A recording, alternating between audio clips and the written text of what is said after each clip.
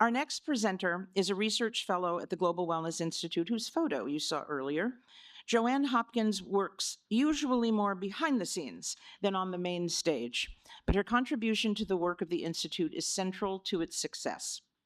GWI's research has defined the wellness industry, codified the information into the sectors we all recognize, measured the data that has become the standard worldwide, and presented it in a form of groundbreaking reports. Before GWI set its sights on this industry, there was no reliable data about wellness, and certainly not on a global scale.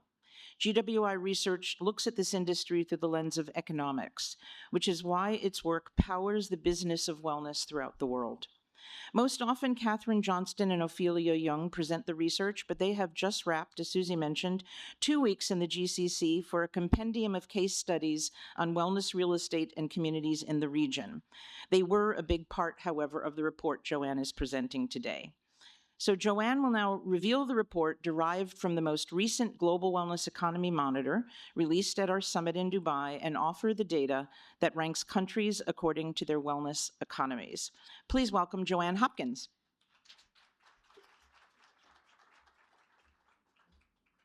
Thank you, Nancy. Okay, well, I'm delighted to be here today, filling in for Catherine and Ophelia. We have 3 topics to go over in the presentation today. First, we're going to share a recap of our latest data on the global wellness economy. Then we're going to zoom in on the regional and country level data. This data comes from the new country rankings report, which is being released today. In the third part of the presentation, I'll take a deeper dive into the American wellness economy and give you a preview of our latest data for all 11 sectors in the United States. Oh, wait, wrong button. There we go.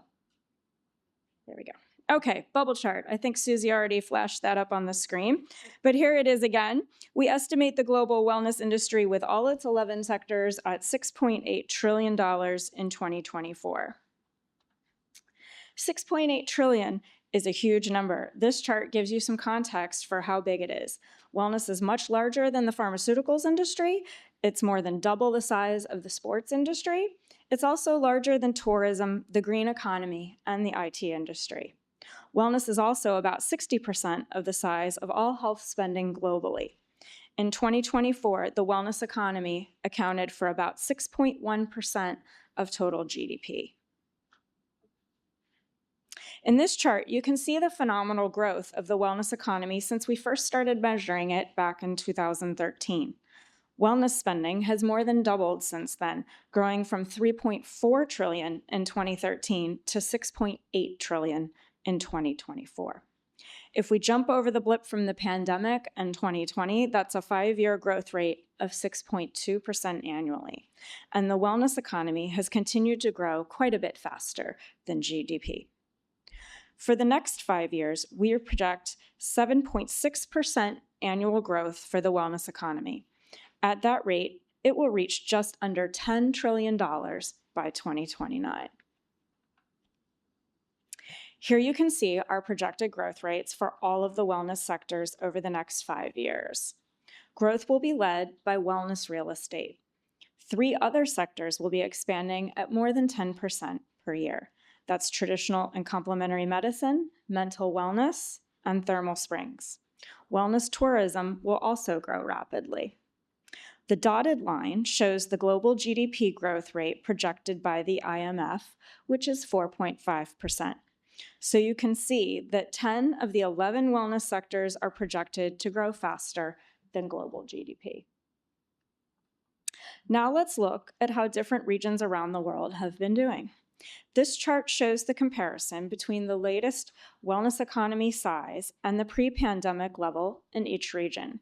The light blue bar shows the figures for 2019, and the dark blue bar is for 2024. The green labels at the top show the post-pandemic recovery rate, or how much each region's wellness economy has expanded beyond its level in 2019. You can see that North America's wellness economy has performed the strongest. It's now at 146% of its pre-pandemic level. The Middle East and Europe have also shown very strong growth trends. They are now at 142 and 136% of their pre-pandemic levels. One thing that's important to note in this chart is that currency fluctuations have been a big factor in our measurements since the pandemic. In particular, the Japanese yen and other major Asian currencies have depreciated quite a bit against the US dollar over the last few years. That has depressed the overall growth rates in Asia when we measure them in dollars. If we had measured Asia's market in yen, the region would now be at 174% of its pre-pandemic level, as compared to only 125% when measured in dollars. So the growth trends in Asia are actually a lot stronger than they appear to be in this chart. Now let's take a look at the country level data. This is the data you will find in the new country rankings report, which is being released today. On the map, you see the 25 largest wellness markets in the world. You can tell by looking at this map that the biggest wellness markets are concentrated in North America, Asia, and Europe. The countries that land in the top 25 tend to be very rich countries like Switzerland, Australia, and the Netherlands, or very large countries by population like China, India, Indonesia, and Brazil. Or they are both large and rich, like the United States, Germany, and the United Kingdom. The wellness economy is also very concentrated. These top 25 countries account for 86% of all wellness spending globally. Just the top 5 countries alone count for 58% of the wellness economy. Here you can see how those top 25 countries stack up. We added one extra country in this table, the UAE, because we wanted to show you their growth trend. The countries included in the top 25 list have stayed pretty consistent over the last 5 years, but there have been some small shifts up and down in the rankings. The red and green arrows and numbers are showing how various countries have moved in the rankings over the 5-year period from 2019 to 2024.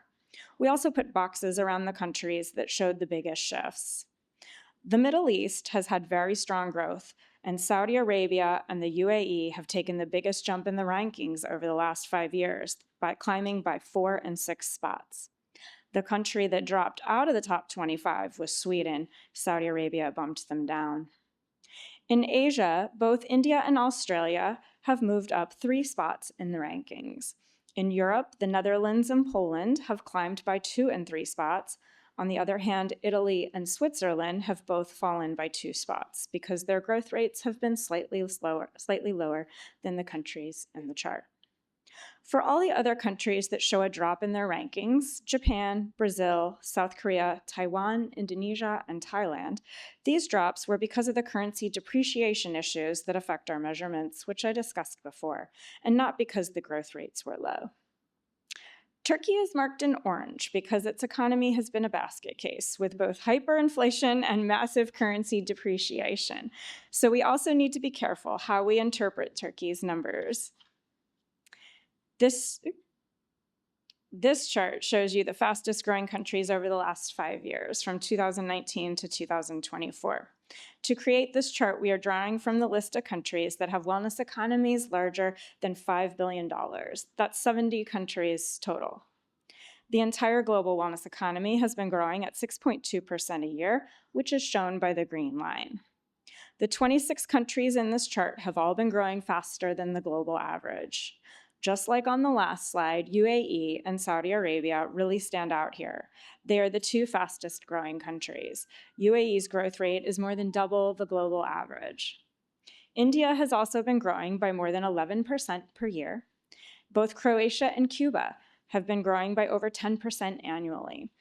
5 countries have been growing by over 9% per year: Romania, Mexico, Costa Rica, Kazakhstan, and Poland. One interesting thing when we dig into the details for these countries is that different mixes of sectors are driving the growth in different ways across the countries. So for example, in UAE, most of its growth has been driven by a huge increase in wellness tourism, along with growth in the personal care and beauty sector. In Saudi Arabia, the biggest growth driver has been a huge jump in public health spending during the pandemic, along with the personal care and beauty sector. In India, the 2 sectors fueling its growth are traditional and complementary medicine and wellness tourism. All the data I have presented so far can be found in our 2 newest reports. Our Global Wellness Economy Monitor was released back in November. It focuses on industry data for the 11 wellness sectors. And today we are releasing the Country Rankings Report, which focuses on country and regional analysis. You will all be getting a hard copy of this report later today. For the next part of the presentation,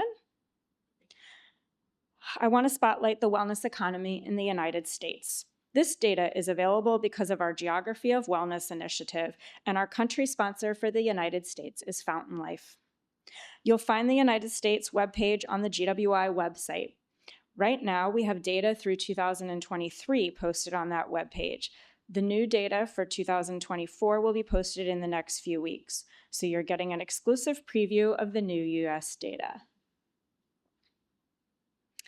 The United States is the undisputed leader in the global wellness economy. The size of our national wellness industry surpassed $2 trillion for the first time in 2023, and it's now grown to over $2.1 trillion in 2024. Just to give you a scale of how big that is, the US is 2.3 times larger than China's wellness market, which is the second largest in the world. Like most countries, the US market took a dip in 2020 during the beginning of the pandemic. After that, it rebounded very quickly and has grown rapidly every year. The US market is now 46% bigger than before the pandemic. In fact, averaging across 5 years, wellness spending has been growing by 7.9% annually in the United States, which is quite a bit faster than overall economic growth. On a per capita level, Americans are spending almost $6,300 per person each year on wellness. This spending now represents over 7.3% of the entire economy.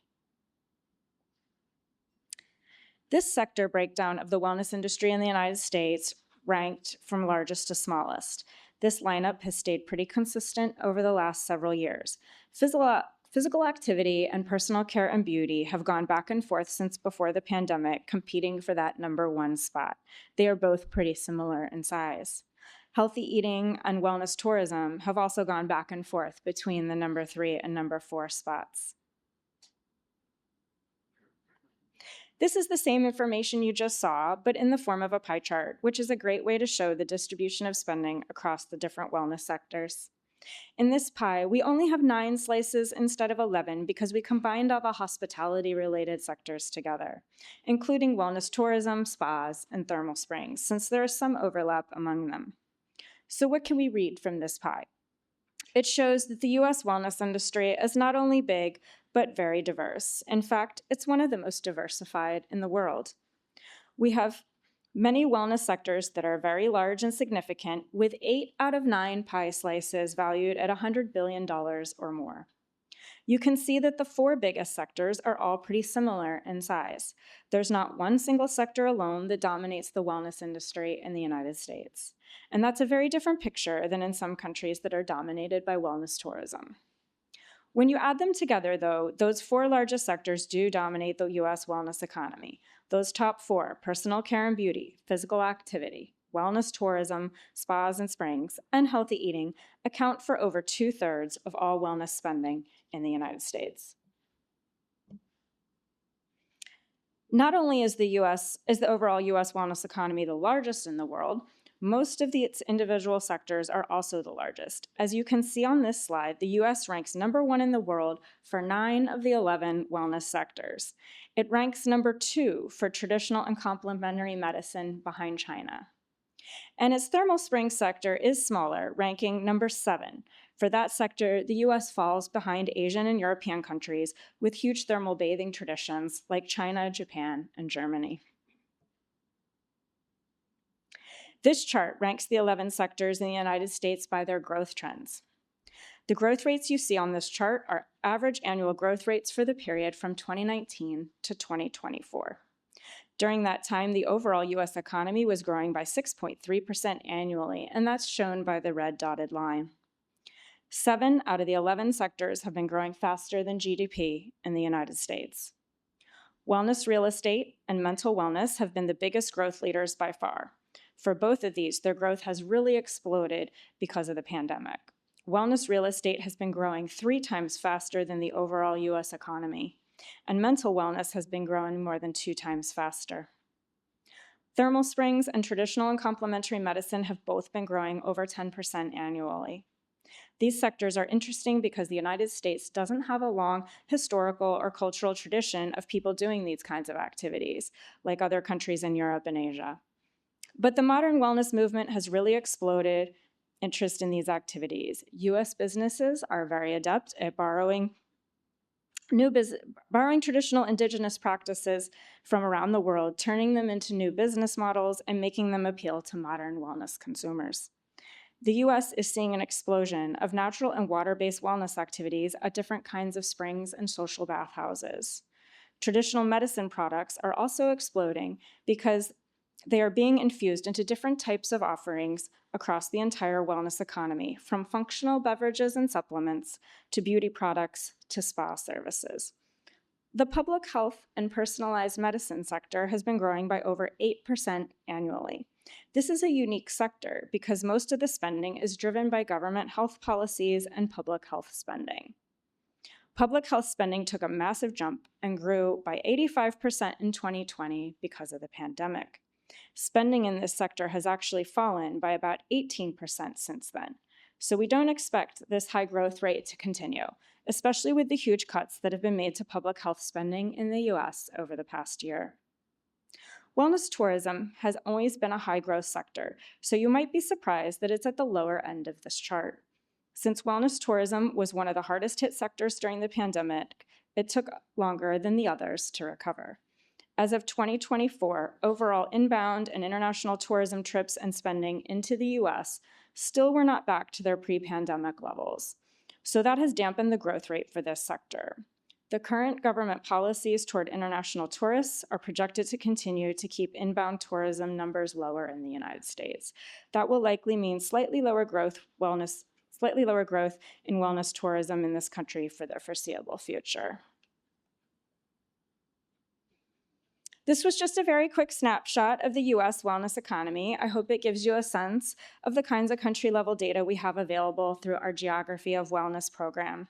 The United States is not the only country we cover. With the support of our partners, we have data for 9 countries on our website right now, which you can see here. This really brings my presentation to an end. Please be sure to pick up a hard copy of the country rankings report later today. It'll be available at the research table, and you can also download a copy from the GWI website.